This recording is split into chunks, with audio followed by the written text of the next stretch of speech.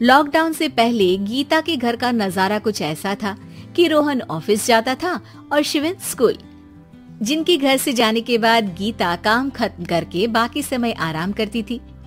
लेकिन लॉकडाउन के बाद ऑफिस और स्कूल घर में ही खुल गए और इससे गीता का हाल वो तो आपको देखने में ही मजा आएगा। शिविन, ओ शिविन, महाराज उठने के लिए क्या 21 तोपों की सलामी लेंगे? अरे बिस्तर से बाहर निकल, ऑनलाइन क्लास स्टार्ट होने वाली है। अरे तुम भी हद करती हो, स्पीकर की तरह चिल्लाने की क्या जरूरत है? दिख नहीं रहा मेरी कॉन्फ्रेंस चल रही है। अब कैमरा और स्पीकर ऑन कर रहा हूँ, मुझे कोई शोर नहीं चाहिए। इस पर जैसे ही रोहन लैपटॉप का कैमरा और स्पीकर ऑन करता है तभी कुकर की सीटी बजती है। करा लो अब इसे चुप। लॉकडाउन नहीं हुआ, मेरी मौत का फरमान जारी हो गया। दोनों बाप बेटे ने नाक में दम किया हुआ है। ऐसा बोलकर गीता वहाँ से शिविन के कमरे में पहुँच जाती है, जहाँ शिविन अभी भी सो रहा होता है। ओ आलसी, अब अगर 5 मिनट में नहीं उठाना तो आज तेरा गेम और यूट्यूब कैंसिल। माँ की बात सुनकर शिविन बिना 1 मिनट गंवाए उठ खड़ा होता है। उठ गया, अभी नहाकर भी आता हूँ। ये नाटक कहीं और, मुंह पर गीला कपड़ा मार और पढ़ने बैठ। शिविन की ऑनलाइन क्लास स्टार्ट हो जाती है, जिस पर गीता उसे वहाँ बिठाकर रसोई में चली जाती है। थोड़ी देर में उसे कमरे से कुछ आवाज सुनाई देती है, जिसे सुनकर वो कमरे में वापस आती है। हाय राम, तुझे क्लास अटेंड करने के लिए बोला था, कैमरा ऑफ करके बिस्तर पर नाचने के लिए नहीं बोला था। मम्मी मुझे कुछ समझ नहीं आ रहा, आप बाद में पढ़ा देना ना, वैसे भी अटेंडेंस तो लगी गई है। हाँ बेटा जरूर, बन जा तू, अभी से हम सबका बाप बन जा। अरे नहीं मतलब कहाँ से लाते हो इतना दिमाग, और पढ़ाई करते हुए ये चला कहाँ जाता है? नाइस क्वेश्चन, दिमाग से पूछकर बता दूंगा। शिविन की बातों से परेशान होकर गीता उसे मारने के लिए जैसे ही आगे बढ़ती है तभी वो कमरे से बाहर भाग जाता है। अब शिविन आगे और गीता हाथ में चप्पल पकड़े उसके पीछे पीछे पूरे घर में दोनों घूम रहे होते हैं। इसी बीच वो रोहन के पास पहुंच जाता है और शिविन को मारने वाली चप्पल रोहन के लैपटॉप पर जाकर गिरती है। ओए माँ! मम्मी, अब पापा को चप्पल मार रही हो? वो आज तक के रिपोर्टर, चुपचाप जाकर क्लास अटेंड कर ले, नहीं तो अगली तेरे पीछे लगेगी। इस पर शिविन वहाँ से चला जाता है, जिसके बाद रोहन गीता से कहता है, इस सर्कस के लिए कुछ बोलना चाहोगी? अरे क्या करूं, जब से तुम दोनों घर में रहने लगे हो, घर अपने आप ही सर्कस बन गया है और मैं तुम्हारी नौकर। कभी बेटी को संभालो तो कभी बाप के नखरे उठाओ। इन्हीं सब उथल पुथल में दिन बीतते रहते हैं, जिसमें हर रोज घर के अंदर कुछ नया सियप्पा खड़ा मिलता है, जो ज्यादातर शिविन और रोहन की ऑनलाइन स्कूल और ऑफिस से रिलेटेड ही होता है। एक सुबह, शिविन चल उठ, आज की क्लास जल्दी है। कैमरा ऑफ करके आप अटेंड कर लो। अरे ऐसे छित्तर पड़ेंगे, दादी नानी सब एक साथ याद आ जाएंगी। गीता की लाख मशक्कतों के बाद क्लास तो खत्म हो जाती है, लेकिन उसके बाद शिविन फोन इस्तेमाल करते हुए इंस्टाग्राम रील बनाने लगता है। रसोड़े में कौन था? तुम थी, मैं थी, कौन था? हाँ, मैं गरीब हूँ। अरे ओ गरीब के बेटे, आजा, मैं बनाती हूँ तुझे गरीब। मैं बताती हूँ रसोड़े में कौन था। पढ़ाई करने बोलो तो इनकी माँ मर जाती है, और ये पागलपंतियाँ जितनी मर्जी करा लो। गीता शिविन को डांट रही होती है, तभी रोहन बीच में बोल पड़ता है। अरे बच्चा ही तो है, इतना गुस्सा क्यों कर रही हो? बेटे का साथ देने की इसी एक कोशिश में अब शिविन के साथ साथ रोहन भी गीता के गुस्से की सूली पर चढ़ जाता है। अगर बेटे पर इतना ही प्यार आ रहा है तो इसे क्लास अटेंड क्यों नहीं कराते? इसका होमवर्क क्यों नहीं कराते? उस समय तो बहुत जल्दी मीटिंग आ जाती है। वो काम मैं करूँ और यहाँ इस बेफिजूली की चीज में तरफदारी करके बन जाओ महान। हे भगवान, कोई तो इनके ऑफिस और स्कूल खुलवाओ, मैं इन्हें और घर में नहीं सह सकती। अरे कुछ और मांग लेती, क्योंकि तुम्हारी ये विश इस साल तो पूरी होने से रही, कोरोना। हाय नास पिटे ने जिंदगी ही बर्बाद कर दी। खाए कोई पचाए कोई, कल मुझे चुन चुन कर सबको मेरी बद्दुआ लगेगी। उन्होंने दुनिया का और इन बाप बेटे दोनों ने मेरा जीना मुश्किल कर दिया। गीता वहाँ से चली जाती है, जिसके बाद रोहन शिविन से कहता है, अरे तुम्हारी मम्मी इतनी भड़की हुई क्यों है? आपकी वजह से पूरा समय घर में रहते हो और उस पर कोई काम कराने की जगह बस ऑर्डर देते रहते हो। अच्छा बेटे, सारा इल्जाम मुझ पर? पूरा दिन तो वो तुम पर ही चिल्लाती है। हाँ, मतलब दोनों का 50-50 है, कुछ करना पड़ेगा। वो कहते ना, make the best out of worst. I have an idea. वैसे तुम्हारी माँ सही कहती है, बहुत जुबान चलाने लगे हो, कम बोला करो।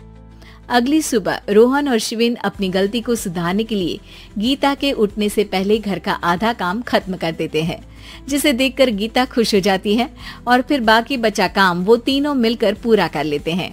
जिसके बाद अब वो सब मिल बांटकर हर काम में एक दूसरे की मदद करते हुए लॉकडाउन का मजा लेने लगते हैं।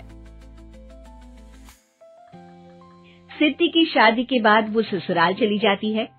पीछे रह जाती है भाभी रानी। सिद्धि के ससुराल जाते ही भाभी कहती है, अरे वाह जी वाह, सारे कपड़े मेरे। हाय रे पैंट, अरे वाह वाह, मजा आ जाएगा। अरे ये सिद्धि की अलमारी के सामने खड़े होकर क्या बड़बड़ा रही है? जा जाकर देख मेहमानों को विदाई की मिठाई मिली कि नहीं। अब हाँ माँ जी, क्यों नहीं, लेकिन पहले कपड़े तो बदल लूं। अब रानी आ जाती है सिद्धि के उन कपड़ों में जो वो ससुराल जाने से पहले घर छोड़ जाती है। अरे रानी, कुछ दिन रुक जाती। अरे ये तो सिद्धि बिटिया को मैंने ही दिया था, बड़ा ही फबता था उस पर, तुझ पर तो कुछ खास नहीं लग रहा। अब वो ना मेरे सारे कपड़े गीले थे तो सोचा पहन लूं। वैसे भी सिद्धि को कौन सा दिन पुराने आउटडेटेड कपड़ों को पहनना है। वैसे भी ये सूट तो मैंने तभी पहना था, वैसे खास है भी नहीं ये। हाँ ठीक है, लेकिन ना मेरी सिद्धि पर तो जमता था। सारे मेहमान चले जाते हैं और सिद्धि ससुराल से मायके पहली बार आती है। अपना घर, अपना कमरा, अपनी अलमारी। ये बोलकर जैसे ही सिद्धि अलमारी खोलती है तो सामने उसके कपड़ों की जगह कुछ और ही रखा होता है। माँ, ओ माँ, जरा कमरे में तो आना। सास और रानी वहाँ पहुँच जाते हैं। रानी ने पहनी होती है सिद्धि की जींस और टी शर्ट। अरे भाभी, ये क्या? ये तो मेरी बड़ी ही महंगी टी शर्ट है, इसे आपने घर में क्यों पहनी है? अरे बहुत मिलती है दीदी ये चौक की मार्केट में, 150 में। ओ भाभी प्लीज, ये एरोपोस्टल है, 2000 की एक टी शर्ट। ओह, 2000 में तो दीदी 4 साड़ी आ जाए। अब क्या बोलूं भाभी, ये मेरी अलमारी में छोटू के कपड़े, तो मेरे कपड़े कहाँ हैं? मेरी अलमारी में? अब दीदी आपको कौन से पुराने कपड़े पहनने थे? माना भाभी, लेकिन मैं जब घर आती तो यही सब पहनती ना। अरे तुम तो बड़ी कंजूस हो दीदी। खैर, वक्त आता है जब सिद्धि ससुराल के लिए रवाना हो रही होती है।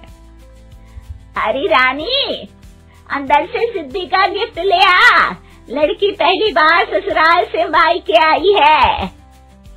रानी अंदर जाती है और एक सिंपल सी साड़ी लेकर बाहर आ जाती है। ये लीजिए माँ जी। सास बेटी को गिफ्ट देकर ससुराल भेजती है। अगले दिन रानी एक सुंदर सी साड़ी पहनकर सामने आती है। अरे रानी, ये तो वो साड़ी है जो मैंने सिद्धि को देने के लिए दी थी जब वो ससुराल ले जाती, लेकिन ये तूने कैसे पहन ली?